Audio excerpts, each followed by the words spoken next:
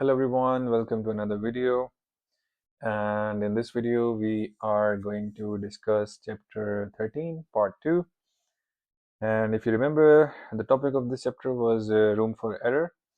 And we're basically going to start with the places where we can apply the concept of room for error. So the first place would be volatility, right? So as we know that the stock market or the financial market can be very volatile sometimes, right? And let's say that you had invested money somewhere and that investment ends up going down, let's say 30%, right? And then what you do automatically, you basically open up your spreadsheet and you see, okay, this is how much I have gone down 30%. Like, how does the future look like for me now? Right. So what you would probably see that, or you might end up with the result that, okay, this 30% down is not that bad, and you probably might still be able to stay cash flow positive, right? So the math basically works on the spreadsheet. It looks fine over there. But the thing is that 30% decline in your investments will also have a psychological effect on you as well. And that psychological effect can show up in different ways. It can physically actually drain you. It can mentally drain you basically. It can also cause you to refrain from future good opportunities that you will probably pass on because you have had bad experience in the past. So the thing is, things might actually look very good on the paper, on the spreadsheets, but psychologically, or they can have like a very different effect on your psyche as well, and which can in turn affect your future investments. The second place where we can actually apply room for error is the retirement savings.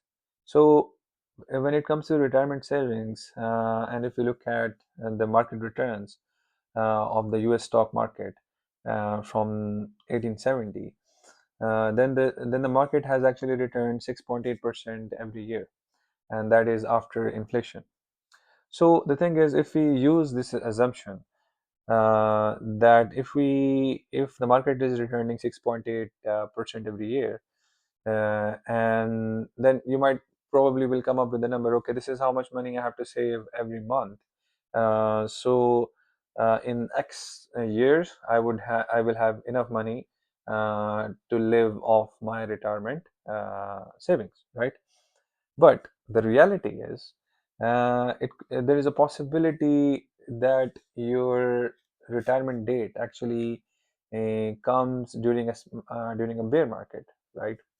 It could also be that you had experienced a bear market in the past, which has actually caused you to miss out on the bull market that came after that, right? And it could also be that in your 30s or in your 40s, you encounter a health issue, and then you also ended up using your retirement money. So, in all of these cases, what has actually happened is you were expecting to have certain amount of savings for your retirement, and that did not actually happen. So that could actually be a disaster, right? Like, so you were expecting something, and that thing didn't happen. So the author says that in these two areas, volatility and also the retirement savings, it's always a good idea to have a little bit of room for error.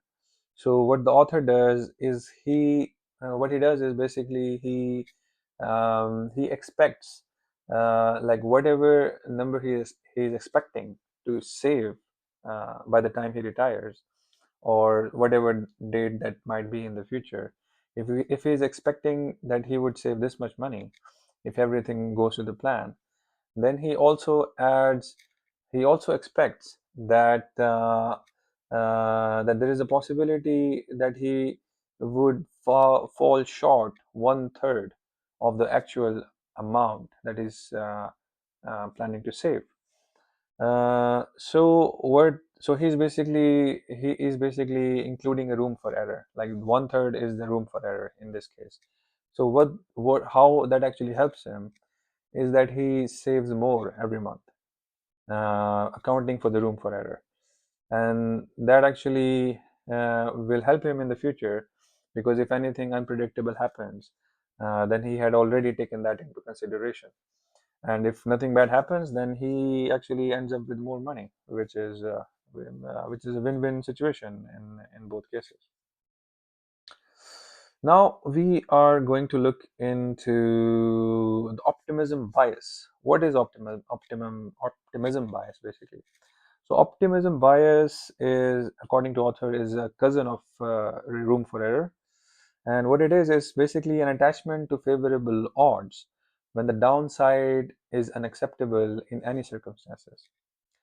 So, to put it in simpler words, what it means is that there is no risk that is worth taking, which can actually push you into ruins or basically wipe you out, right? There is no worth, there is no risk worth that.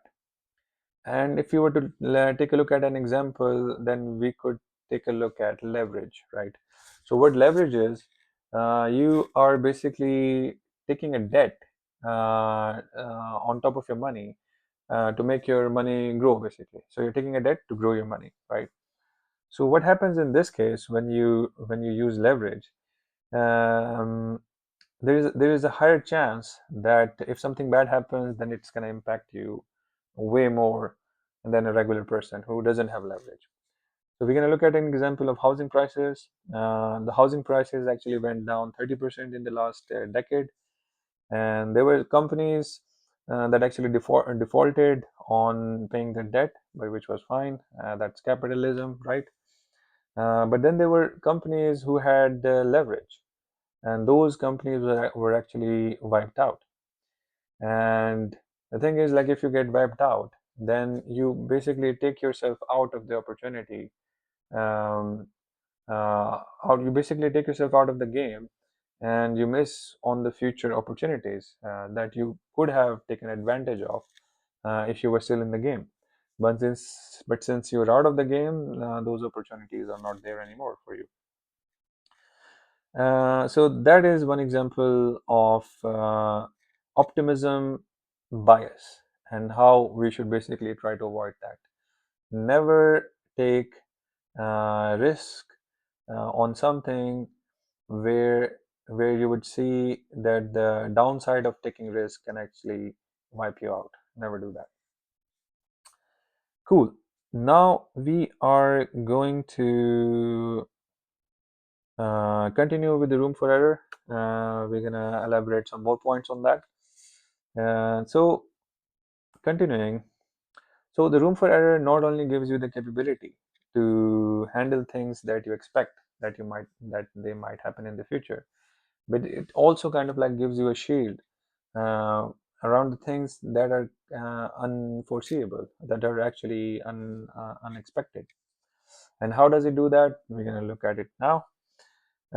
So we everybody knows, or like, the Battle of Stalingrad. Stalingrad, that was one of the biggest battles in World War II. It's not only in World War II, but the history basically. So at a moment in the war, there was a situation uh, where tanks were required on the front line of the battle, right? And the Germans had a lot of reserved tanks, which were basically just outside of the city, and those tanks were basically called in to be part of the battle, right?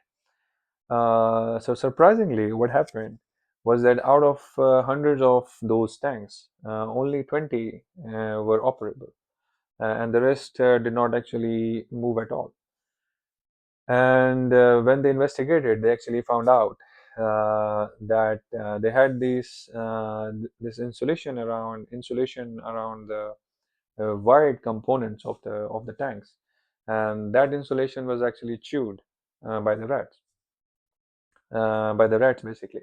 So this is something that nobody could have actually predicted, right?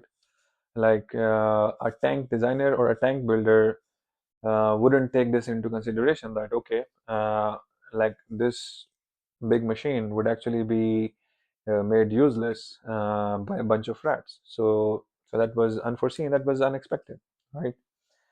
uh, and so this is something, this is an example of something that is unexpected and it happened, right? We're going to look at it, one other example when it comes to startups, right? So when it comes to startups, if you ask the founders, okay, what are the possible unpredictable things that can happen, or what are the things that can actually go bad, they would give you a list of things that can actually go wrong, right? But they cannot give you they cannot give you information about something that hasn't happened before, or which is completely unexpected or unpredictable, right? So the author has a firm that actually backs up startups, and he encountered a few interesting problems where companies actually had a tough time. So a few examples include that the company was actually kicked out of their manufacturing plant. Their office got broken into many times. Someone complained that this person had a dog in this company, so they sued the company for that reason. Um, so this is a few examples of unforeseen things happening in the startup world, which can actually impact the liveliness of the company, or even the existence of the company, right? So the point here is basically these risks are very hard to predict, and it's not like they do not happen. They happen all the time. And there is a famous saying that if anything can go wrong, it will actually go wrong.